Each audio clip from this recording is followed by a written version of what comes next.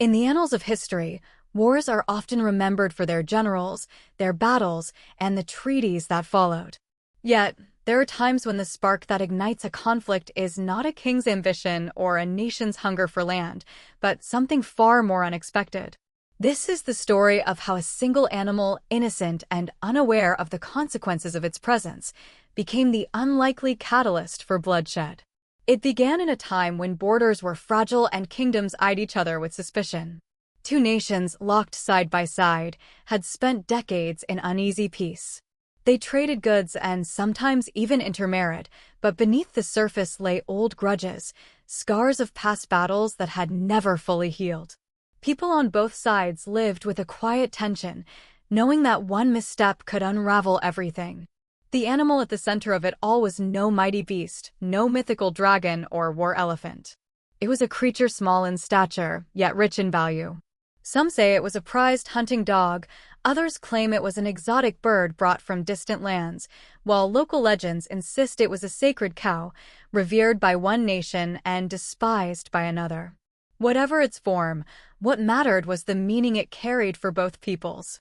One morning, in a border village where families from both nations lived side by side, the animal crossed an invisible line. It wandered from the land of one kingdom into the territory of the other. To the villagers, it may have seemed trivial, animals strayed all the time. But when soldiers on patrol discovered it, they treated it as a violation of sovereignty. To them, this was not just an animal, it was a symbol. The soldiers seized the creature and brought it before their commanders. Word spread quickly, reaching the capital within days. The ruling court, already suspicious of its neighbors' intentions, took this as a deliberate provocation. They declared the incident a theft, an insult that could not go unanswered. Meanwhile, in the rival kingdom, outrage boiled. The people demanded the animal's return, claiming it as their rightful property, a treasure that belonged not just to a man or family, but to their culture. The rulers there, too, felt the pressure. To back down would look weak, a surrender to foreign humiliation. And so, within weeks, what had begun as a simple case of an animal wandering too far became a matter of national pride. Both sides prepared for war, each believing they had been wronged. Drums beat, banners rose, and soldiers gathered at the borders. All the while, the creature, innocent, oblivious, remained locked away, its fate entangled in a storm of human anger and pride. The war was not yet declared, but the first sparks had already been struck, and the flames were ready to consume both nations. The borderlands grew restless. Farmers who once tilled their fields in uneasy peace now glanced nervously at the horizon, watching soldiers march in armor that glinted beneath the sun.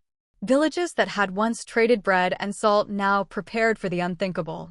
The rulers of both kingdoms had made their choice, neither would bow, neither would return the animal, and both declared themselves guardians of honor. In taverns and marketplaces, whispers turned to roars. Some called the incident petty, but others shouted that it was destiny, a chance to finally prove strength. Pride swelled, and with it came hatred. The armies began their march. The kingdom that first seized the animal fortified its border with wooden palisades, dug trenches, and sharpened weapons. Their commanders announced that they were protecting their dignity, their land, and their people. The rival kingdom, furious at what it saw as theft and sacrilege, assembled its warriors with promises of vengeance and divine justice. Soon, the first clash came. It was not a grand battle at first, but a skirmish, soldiers meeting in the fields where the animal had once grazed. Blood stained the soil, and the cries of the dying echoed across the hills. What had once been a small quarrel had now escalated into open conflict.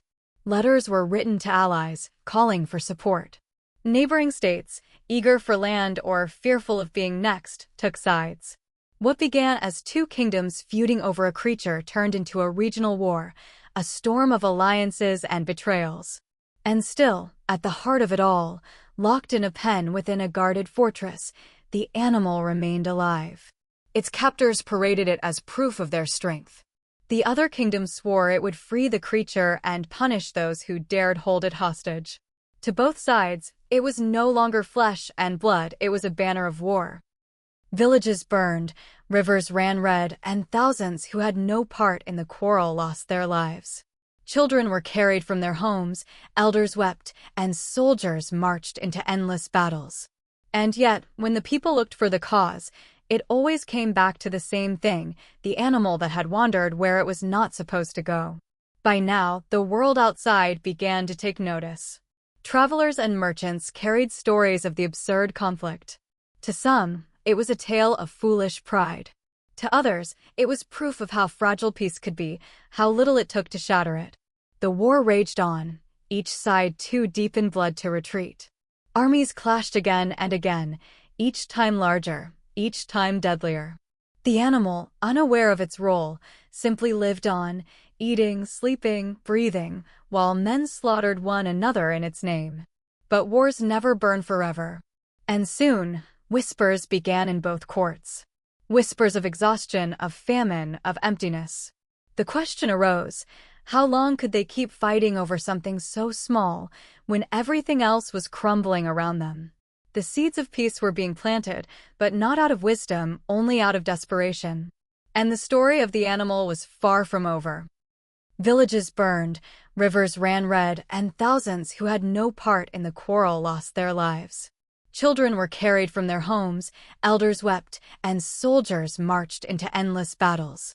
And yet, when the people looked for the cause, it always came back to the same thing, the animal that had wandered where it was not supposed to go. By now, the world outside began to take notice. Travelers and merchants carried stories of the absurd conflict. To some, it was a tale of foolish pride. To others, it was proof of how fragile peace could be, how little it took to shatter it. The war raged on, each side too deep in blood to retreat. Armies clashed again and again, each time larger, each time deadlier. The animal, unaware of its role, simply lived on, eating, sleeping, breathing, while men slaughtered one another in its name. But wars never burn forever. And soon, whispers began in both courts. Whispers of exhaustion, of famine, of emptiness. The question arose, how long could they keep fighting over something so small when everything else was crumbling around them? The seeds of peace were being planted, but not out of wisdom, only out of desperation. And the story of the animal was far from over. Years had passed since the first soldier fell in the fields where the animal had wandered. What began as a single incident had grown into a storm that swept across kingdoms, leaving famine, ruins, and graves in its wake. Both sides, once so proud and defiant, were now weary shadows of themselves. The fields lay barren, the rivers polluted with ash, and villages once filled with laughter were nothing more than burned-out husks. Armies that once marched in shining rows were reduced to tattered remnants, fighting not for glory but for survival. The war had consumed everything: wealth, people, and hope. Yet, at the heart of the devastation, the animal still lived. Now old and worn, it had long ceased to be a prize of pride or vengeance. To many soldiers, it was no longer a symbol of power but a curse. They whispered that as long as the creature remained captive, no peace could ever come. And so, negotiations began. Kings who once roared of honor now spoke in quiet desperation. Their treasuries were empty, their armies broken, their lands bleeding. Messengers crossed borders, no longer carrying threats, but fragile offers of truce. At last, an agreement was reached. The war would end. Borders would remain unchanged. And the animal, the spark of it all, would be released, set free to wander, belonging to neither kingdom. On the day of its release, crowds gathered in silence. Soldiers, peasants, widows, and children all watched as the creature was led out of the fortress where it had been held. Its steps were slow, its fur streaked with age, but still it moved with quiet dignity. The gates opened, and it walked into the wild, vanishing into the forests beyond. No cheers rose, no celebrations erupted. The war had taken too much. What remained was only silence, heavy and unbroken.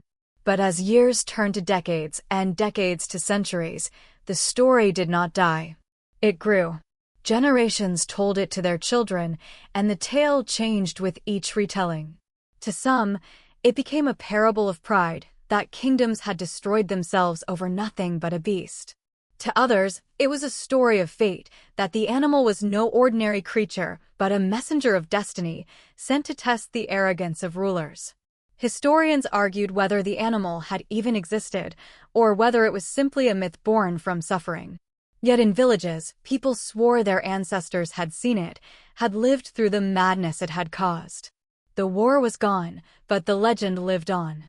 And in the end, that was its greatest power, not the battles, not the blood, not the kings, but the reminder that even the smallest of things can change the course of empires. A single animal, lost and wandering, had reshaped history. And though its body was long gone, its shadow lingered forever, etched into the memory of mankind.